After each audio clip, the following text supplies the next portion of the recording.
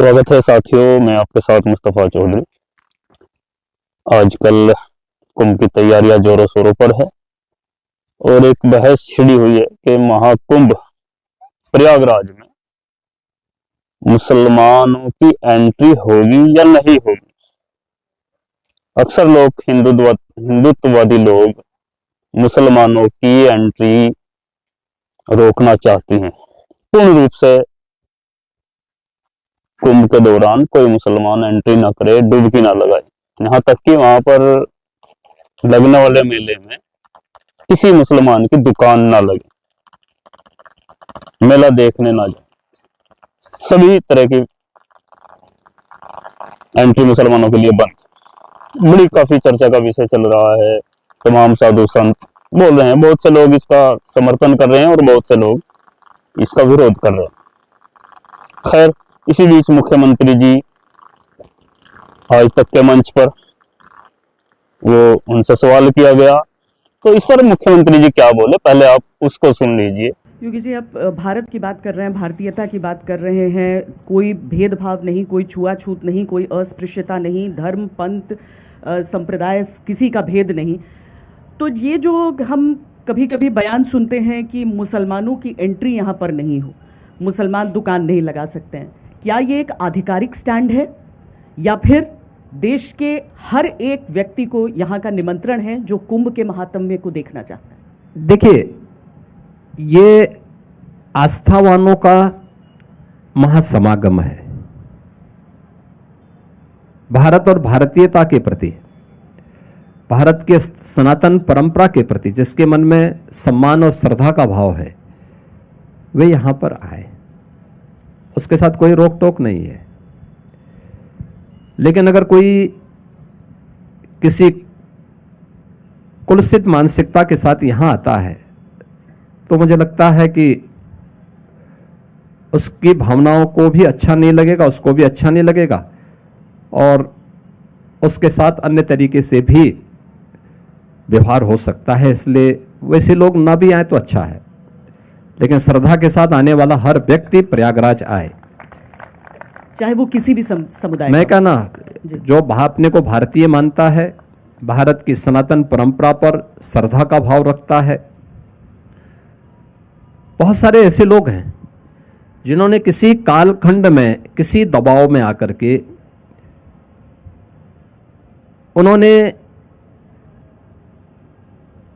उनके पूर्वजों ने उपासना विधि के रूप में इस्लाम स्वीकार किया था, लेकिन वे भारत की परंपरा पर आज भी गौरव की अनुभूति करते हैं। अपने गोत्र को भारत की ऋषियों की परंपरा के साथ जोड़ करके देखते हैं। पर्व और त्योहारों में उनकी भागीदारी उसी रूप में होती है। वे लोग अगर परंपरागत रूप से संगम में स्नान करने के लिए आते हैं तो कोई बुराई नहीं है, उनका स्वागत है, वह आए, कहीं कोई समस्या नहीं। लेकिन अगर कोई ये कहने के लिए आएगा कि ये भूमि हमारी है और हम लोग इसको कब्जा करेंगे, तो मुझे लगता है कि उनको डेंटिंग पेंटिंग का सामना करना पड़ सकता है। मतलब ये चेतावनी है उन सबको? हाँ, देखिए, मैंने कहा ना कि ये उन लोगों के लिए जरूर चेतावनी है जो एक आस्था पर ठेस पहुंचाने का कार्य करते हैं। बाकी कोई भी अगर महाकुंभ के दर्शन, महाकुंभ में कोई भी आ सकता है, कोई भी आ सकता है, कोई भी आ सकता है। यहाँ पे मैंने कहा ना, एक ऐसा स्थल है जहाँ पे जाति और पंथ की दीवारें समाप्त हो जाती हैं, जहाँ पे किसी भी प्रकार के भेदभाव के लिए कोई स्थान नहीं होता है। और वैसे भी इसके बारे में महाकुंभ के बारे में तो एक ये मान्यता है कि ये वसुधैव कुटुंबकम का एक बृहद और विराट रूप देखने को यहाँ पे आपको प्राप्त होगा। एक स्थान पर इतने बड़े पैमाने पर एक छोटी सी अवधि के दौरान कोटि कोटि श्रद्धावान एक जगह एकत्र होंगे। वो पूरी दुनिया से भी आएंगे, देश से भी आएंगे, उसमें कोई किसी के साथ भेदभाव नहीं। लेकिन अगर कोई कलुषित मानसिकता के साथ आएगा तो मुझे लगता है उसके साथ उसको स्वयं भी अच्छा नहीं लगेगा और उसके काफी लंबे समय तक उसको स्मरणीय रहेगा। फिर तो साथियों, मुख्यमंत्री योगी आदित्यनाथ जी का बयान आपने सुना, उनसे सवाल किया गया था कि कुंभ में मुसलमानों की एंट्री होगी नहीं होगी। उन्होंने डायरेक्टली कुछ जवाब नहीं दिया। मैं तो नहीं समझ सका कि उन्होंने डायरेक्टली स्पष्ट रूप से कुछ ऐसा कहा हो कि मुसलमान आ सकते हैं या मुसलमान नहीं आ सकते हैं। उन्होंने घुमावदार बात की और उन्होंने ये भी कहा कि वसुदैव कुटुंबकम, और महाकुंभ में कोई भेदभाव नहीं होता, एक समागम है तो सब आ सकते हैं। ये भी बातें कही और साथ साथ ये भी कहा कि जो लोग कुलसित मानसिकता के साथ यहाँ आएंगे उनके साथ गलत हो सकता है। और कुलसित मानसिकता किन लोगों की हो सकती है ये भी उन्होंने इशारा किया कि सदियों पहले जिनके पूर्वज सनातनी थे, हिंदू थे, और किसी दबाव के चलते वो मुसलमान इस्लाम धर्म की पूजा पद्धति उन्होंने स्वीकार कर ली थी दबाव के चलते। हालांकि दबाव के चलते मेरा मानना है कोई अपनी मानसिकता नहीं बदलता, कोई अपना मजहब नहीं बदलता। और अगर ऐसा होता, अगर उस समय दबाव में कोई इस्लाम कबूल करता तो आज दूसरे दबाव में वो हिंदू धर्म भी कबूल कर सकता है, क्योंकि आज परिस्थितियां उलट हैं। तो मेरा मानना है ऐसा नहीं था कि कोई दबाव में इस्लाम कबूल किया या दबाव में आज कोई हिंदू धर्म कबूल कर सकता है। अच्छा लगेगा जिसको जो धर्म, जिस धर्म में कोई अच्छाई नजर आएगी जिसने, वो कोई भी धर्म हो वो स्वीकार कर सकता है, दबाव में कोई स्वीकार नहीं करता। खैर, उन्होंने इशारा किया कि अगर कोई इस इरादे से आएगा तो उसकी डेंटिंग पेंटिंग हो सकती है और वो सदियों तक याद रख सकता है। यानी कि साफ इशारा मुख्यमंत्री जी का था कि अगर कोई मुसलमान आएगा और उस पर किसी तरह के आरोप लगेंगे तो उसकी जिम्मेदारी होगी, वो याद रखेगा। अब आरोप तो किसी पर भी लग सकते हैं और मुसलमान के हक में आज के समय में ये हो चुका है कि उसमें कोई जज की और कोर्ट कचहरी की जरूरत नहीं पड़ती। अगर मुस्लिम नाम है और कोई इल्जाम है तो बस जस्टिफाई करने के लिए, जज करने के लिए यही काफ़ी है। अगर किसी पर आरोप लगा है और नाम मुसलमान है तो उसने वो अपराध किया ही होगा, ये साबित ही उसी समय साबित हो जाता है।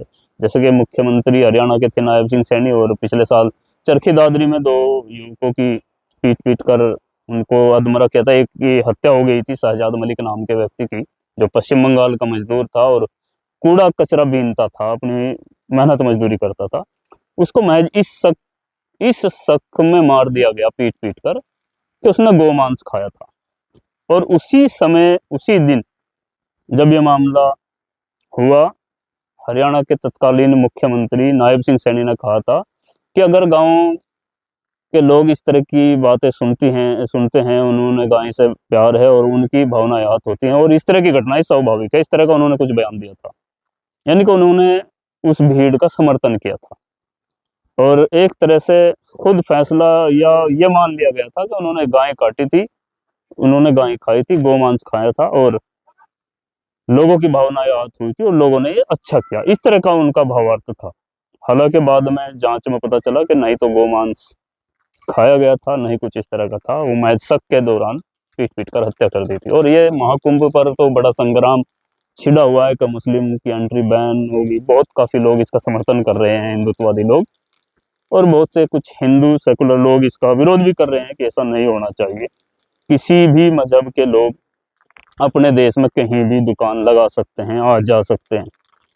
और लेकिन ये फैशन बन चुका है कि मुस्लिमों की खास तौर से हिंदू धार्मिक स्थलों के बाहर या आसपास एंट्री बैन होती जा रही है। अभी कुछ बहुत सारे मामले आ चुके हैं।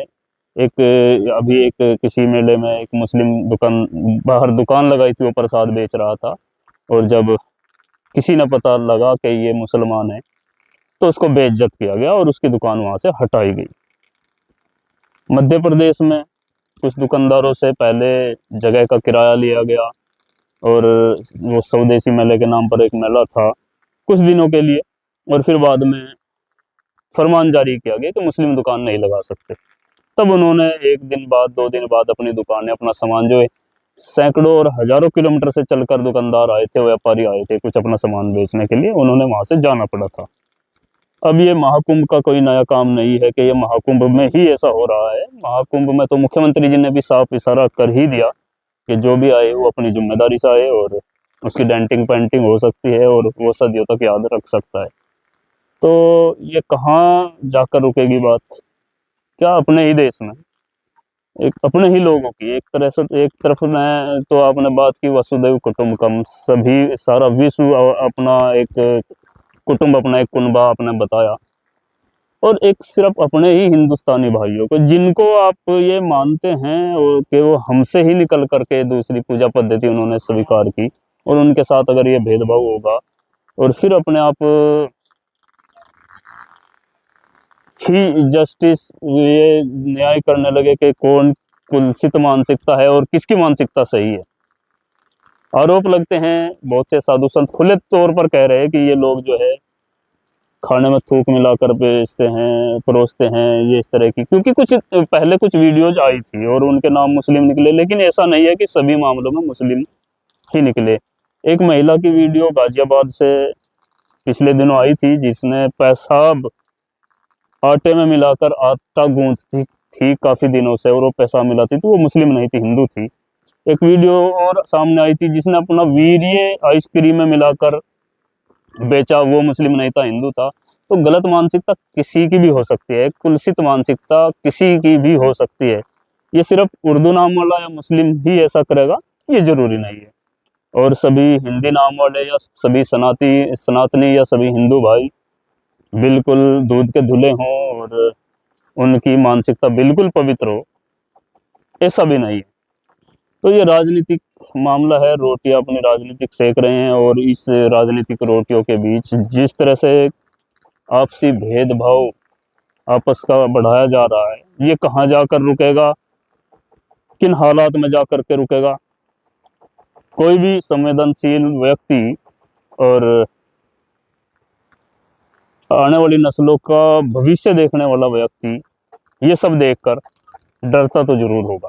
खैर, मुख्यमंत्री जी के बयान से आप कितने सहमत हैं और उनके बयान पर क्या आप सोचते हैं, अपनी राय कमेंट बॉक्स में जरूर दें। चैनल को सब्सक्राइब करें। धन्यवाद।